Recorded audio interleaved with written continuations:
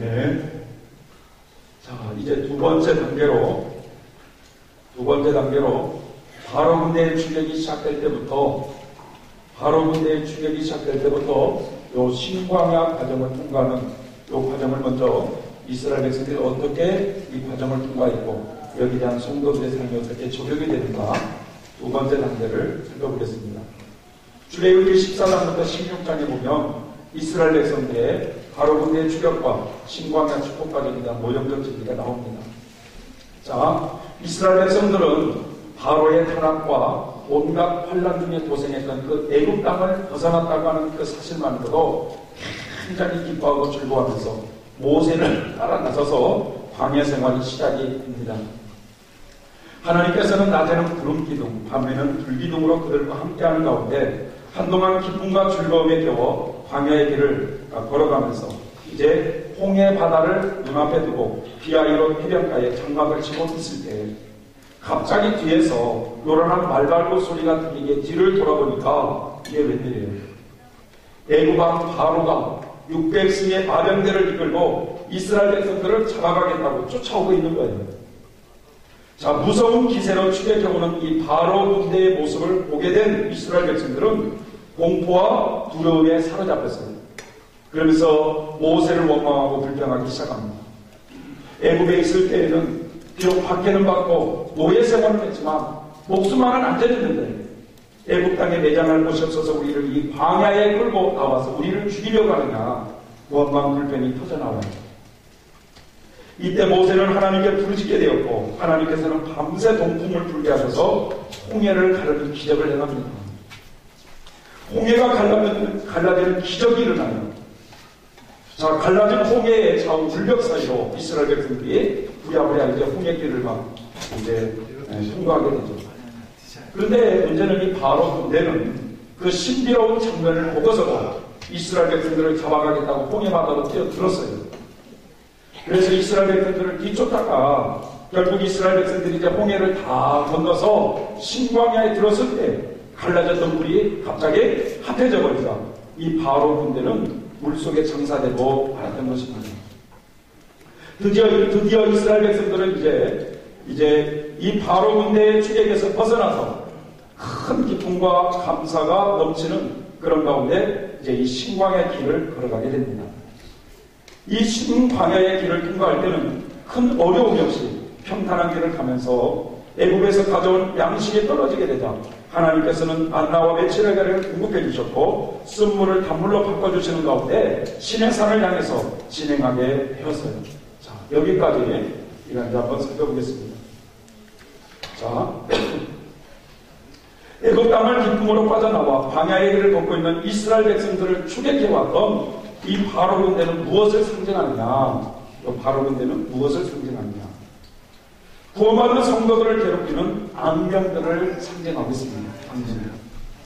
왜냐하면 바로는 죄악 세상의 주관자 마귀를 상징하기 때문에 바로의 군대가 이스라엘 백성들을 추격한다고 하는 것은 악령들이 이스라엘 백성들을 위협하는 모습이죠. 자, 마귀의 종이었던 사람이 이제는 예수님을 믿어 그 종에서 벗어나자 다양한 마귀의 미움과 공격을 받으면서 연단을 받는 겁니다. 연단이. 마귀는요, 사람의 눈에 보이도록 따라오면서 공격하는 것이 아니라 성도들의 생활 환경 배후에서 각종 크고 작은 혼란과 핍박과 시험 풍파를 일으키셔서 성도들의 믿음을 빼앗고 성도들을 멸망시키려고 하는 거예요. 자, 애굽 땅을 나온 이스라엘 백성들이 광야에서 첫 번째 연단 과정으로 바로 군대의 추격을 받게 된 것과 같이 예수님을 믿고 구원받는 성도들도 어느 정도 시간이 좀 지나고 나면은 첫 번째 연단 과정이 시작되면서 마귀들의 공격을 다양하게 받게 되어 있습니다. 자, 이 첫 번째 연단 과정에서 성도들이 마귀들의 공격을 받을 때 나타나는 시험과들은 어떤 것들이 있을까? 첫 번째로는요, 가정에 핍박이 있어요. 가정이. 이건 반드시 있어요. 그런데 어떤 분은요, 그 집안에서 먼저 예수님을 믿는 선구자인데 그렇게 교회를 열심히 다니는데 남편이 부인이 주일날인데도 못 일어나면 깨워서 보내. 갔다 오셔. 그러니까 이런 사람도 있어. 그런데도 대체적으로 보면 누가 딱 예수님을 믿을 때 보면 가정의 핍박이 일어나기 시작합니다. 교회 다니는 것 때문에 남편이 핍박이 심한 경우도 있습니다. 어떤 사람은요, 집에서 아예 쫓아내버린 사람도 있어요. 예수 믿는다? 남편 선택할래? 예수 선택할래? 그래가지고는 첫사랑에 뜨거움이 있으니까 나 예수 선택한다고 그러면 집에서 아예 쫓아내버려요. 이런 사람도 있습니다. 그런데 나중에 알고 보니까 우리는 그러잖아요. 남편이 분명히 쫓아냈잖아요. 그렇잖아요? 남편이 쫓아냈어요. 야, 그 인간이 그렇게 쫓아낼 수 있을까? 우리 이렇게 말하는데 나중에 기도해 보니까 하나님이 음성으로 내가 그를 지명하여 불러냈습니다. 이렇게 말씀하세요. 하나님을 불러내셨다고 거기서. 우리의 시각과 하나님의 시각은 다르다는 거예요. 부모님이나 시어머니 특별히 핍박을 받아요. 특별히 시어머니가 절에 다니는 분 같은 경우는요, 핍박이 보통이 아니에요. 내 눈에 흡이 들어가게 되면은 안 된다. 또 친척들과 제사 문제로 다툼이 있어요. 불협화음이 있습니다. 그래서 성경은 이렇게 말씀하셨어요. 마태복음 10장 34절 35절 읽어보겠습니다. 시작. 내가 세상에 화평을 주러 온 줄로 생각지 말고 화평이 아니고 건물주로 만들어. 내가 온 것은 사람이 그 아비와 딸이 그 어미와 며느리가 시어머니와 불화하게 하리라. 세상에 이 말씀을 잘 깨달아야 돼요. 예수님이 집에 불지르러 왔대요. 말씀을 잘 깨달아야 돼요. 어느 한 가정에 복음의 씨앗이 떨어지면 한동안 그 복음에 따르는 인간적인 어려움이 있다는 것을 말씀하고 있어요. 가족 중에 말이죠. 또 교통사고로 당하여 물질적인 큰 손해를 보는 이런 경우도 있고요. 직장에서 해고를 당해서 경제적인 어려움을 당하는 사람도 있습니다. 또 위장병, 우울증, 암, 신경통, 관절염, 각종 피부병 등으로 각종 질병으로 고통을 당하는 이런 사람들도 있어요. 성도들의 이러한 크고 작은 그런 고통을 받는 이 일들은요, 성도들의 믿음을 뺏기 위해서 악령들이 일으키는 일들이에요. 교회에서나 직장에서 사람 관계로 또 어려움을 당하는 경우도 있어요. 자, 이 바로 군대가 추격한다고 하는 이것은 성도들의 생활 가운데 마귀의 역사로 각가지의 시험 고통이 일어나게 되는데, 성도들 하여금 이런 가운데서 원망 불평이 터져나오게 하고 예수 믿는 것을 후회하도록 하고 각종 마귀들이 역사하는 가운데 믿음을 빼앗기게 하고, 그러나 하나님 편에서는 그런 환경을 통해서 우리를 연단하시는 거죠. 연단하시는 거죠.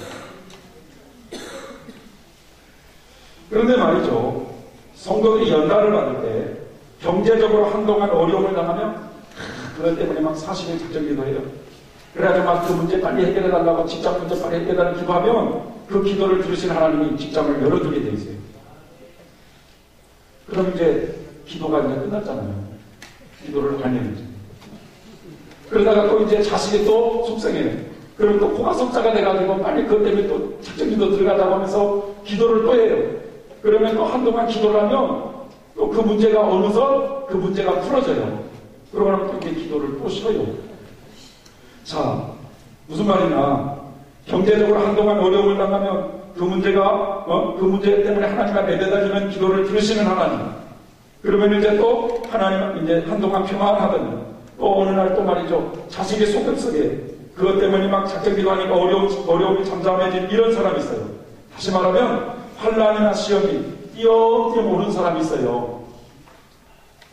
이런 사람이 있는다면 어떤 사람은요, 예수님 믿자마자 아주 용감하게 달려가는 이런 사람들이 되면요,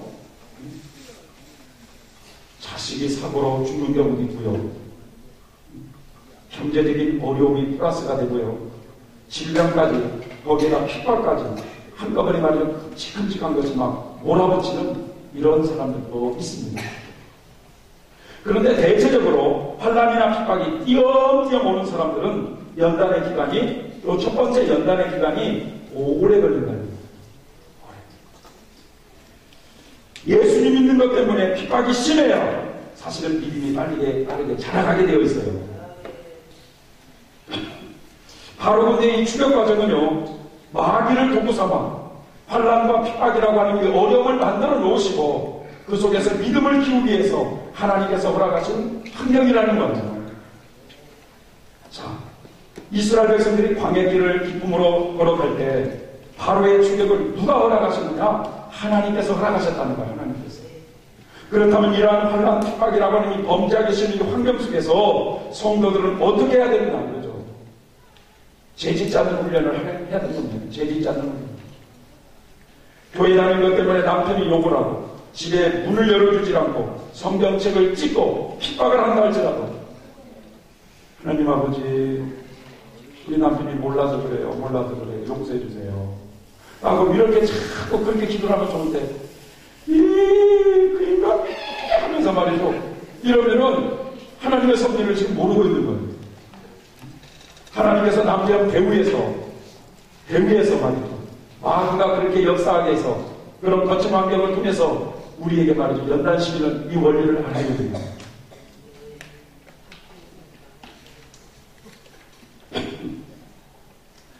그래서 그런 겸손과 온유와 사랑으로 이기는 훈련을 해야 됩니다. 고린도전서 10장 13절을 보면 하나님은 우리에게 감당하지 못할 시험을 주시는 분이 아니라고 말씀했어요. 그러니까 그것을 굳게 믿으면서 그 환경 속에서 우리 믿음이 자라가길 원하는 하나님이십니다. 그런데 참으로 안타까운 것은 이 출애굽 체험을 할 때 방언도 하고 여러 가지 환상도 봤다느니 성령의 각가지 여러 가지 은사 체험을 하면서도 출애굽을 하는 동안에는 열심히 신앙생활 하던 분들이 이 바로 군대의 출애굽이라고 하는 이런 연단의 과정에서 잠시의 그 어려움을 견디지 못하고 시험에 빠져가지고 다시금 세상으로 돌아가버린 사람들이 또 많아요. 교회 생활 몇 년 하다가 실족해가지고요 무당길로 빠진 사람들도 많습니다. 그래서 무당의 50%는 집사님들이에요. 집사님. 10년, 20년 집사님 나중에 그래가지고 그런데도 왜 길을 갔어요? 그러면 길이 밝아서. 뭔가 시험 들어가지고 실족해가지고 그 길을 간 거예요.